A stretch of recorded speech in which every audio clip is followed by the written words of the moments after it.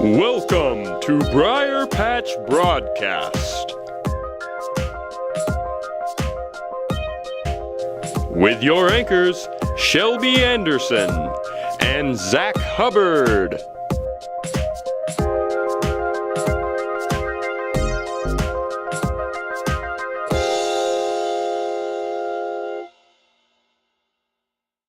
Welcome to the second edition of Briar Patch Broadcast. It's hard to believe that we have just 66 days until the school year is over.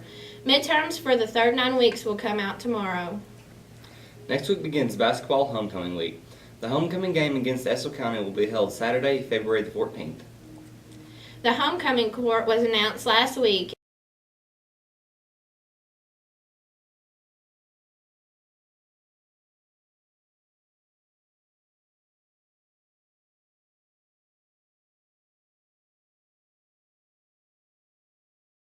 In our next broadcast, we'll bring you coverage of all the craziness of homecoming week. Government regulations to improve nutrition in school lunches were enacted last year. Many students lovingly refer to them as Michelle Obama lunches and are less enthusiastic about eating them. We talked to the cafeteria supervisor, Lisa Burdine, about what's been cooking in the Briar Patch. Over the last few years, students have complained about the changes to school lunches. This year, the damages have been smaller portions and a sodium-free diet. These changes have come from the federal government in hopes of changing the obesity rates in children. The main thing that has occurred due to the changes is that kids have began to bring their own lunches or just not eat at all. We have many comments from students and our cafeteria supervisor. Most of the comments have been negative. All the snacks have to follow the same sodium and sugar and all the other nutrients. Our sodium levels have been cut drastically and will continue to be cut over the next few years. Do you eat the school lunch? Yes. Do you enjoy eating the school lunch? It's just the options sometimes and the quality of the food is not very good. They are very bland and they don't have a lot of flavor and they look nasty. I just pack my lunch every day because I don't like how they're cooked. With recent elections, lunchroom regulations are once again being discussed. Stay tuned to see what's on the menu next. In the meantime, a new share table has been created in the lunchroom.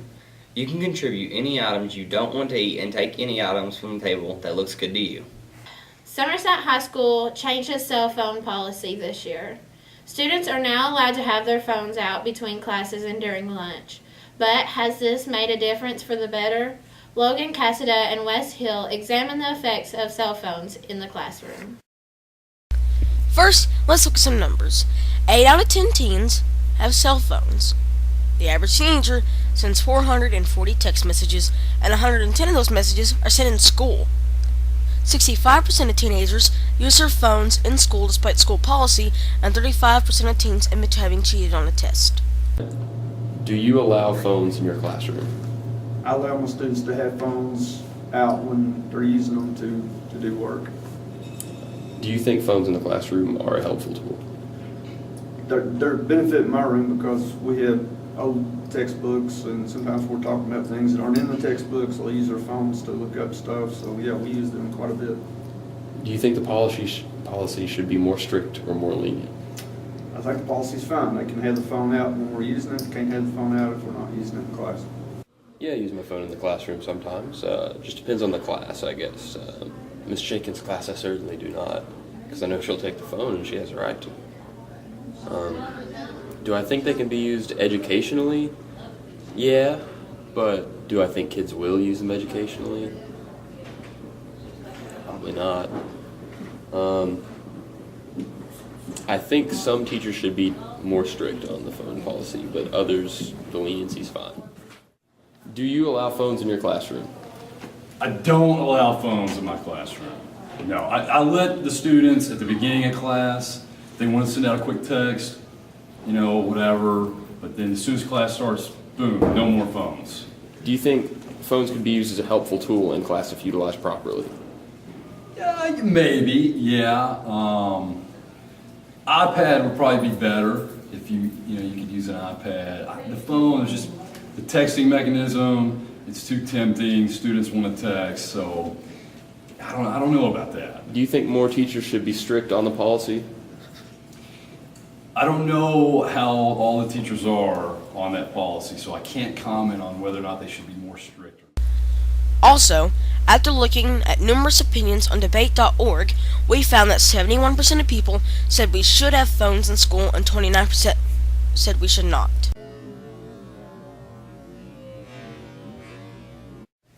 Winter sports are winding down. Basketball is about to bounce into district play and homecoming tunes up next week. An important part of the Jumper Sports is the support of our band, and this year we are proud to say that we have 2 students who are members of Kentucky's All-State Band. Months before the All-State Band auditions, Caitlin Acton and Macy Walker were already hard at work practicing for the big audition on December 8th. A couple days later, they received the results to learn that Caitlin had made 15th chair All-State Concert Band and Macy had made 9th chair All-State Symphonic Band.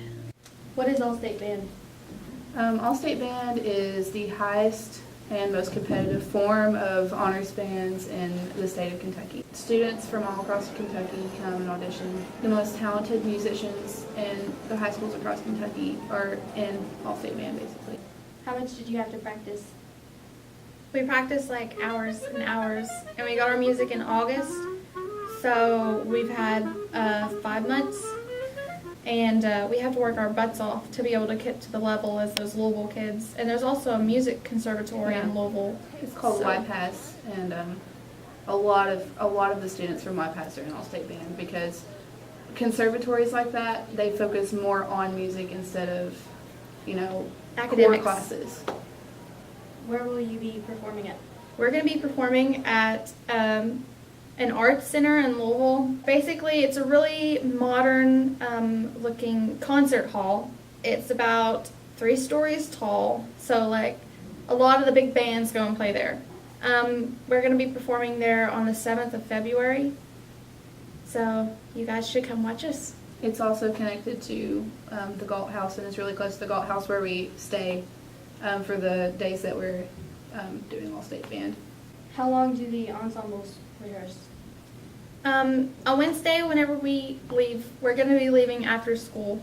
As soon as we get there, we meet our director and the people that we're sitting next to. We pretty much converse with them and get to know them. And then on Thursday, as soon as we wake up around about like 8 a.m., we head down to our rooms that we practice in, and we practice pretty much all day. We have a lunch break and a dinner break, and they're about an hour each.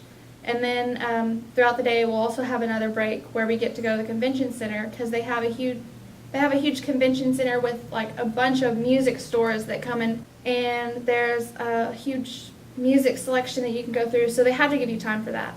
And also we go to concerts that happen in the music hall we'll be performing at. The Louisville Orchestra performs there, and the Intercollegiate Band performs before we do, and then orchestra, jazz band, concert, and symphonic perform there. Red Bull, Rockstar, Monster, Amp.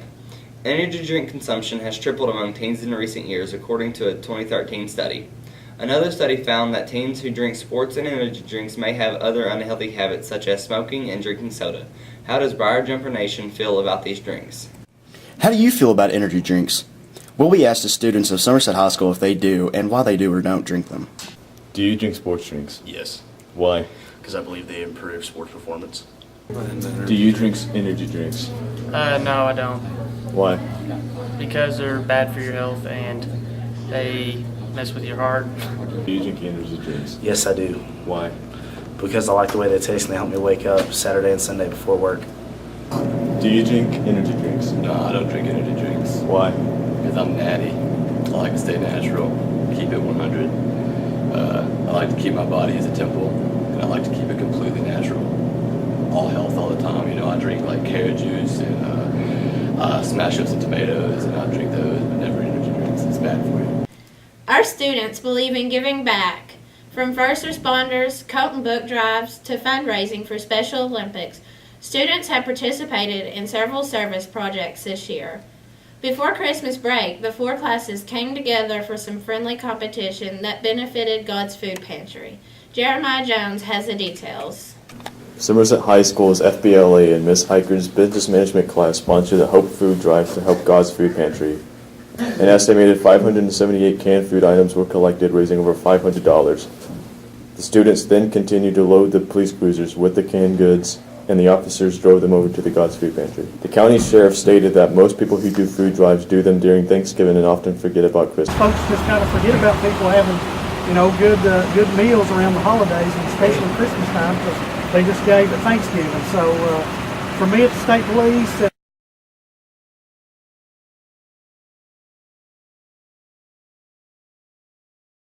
The next project for FBLA and SHS students is an event in conjunction with Pulaski County High School. Cardboard Nation will be held on March 6th to bring attention to the issue of homelessness in our community. See Ms. Ackert for details. Somerset has launched the Choose You campaign. The campaign pertains to student drug and alcohol use. The results came from an anonymous online survey students took last April. Here's Adam Bright with more information. Recently, the Youth Service Center has introduced a campaign to help with drugs in schools. These efforts are being financially supported through a grant that Adanta received. It is based on a survey that our students completed in April 2014. On the survey, many students indicated that they would support a friend who chose not to drink alcohol.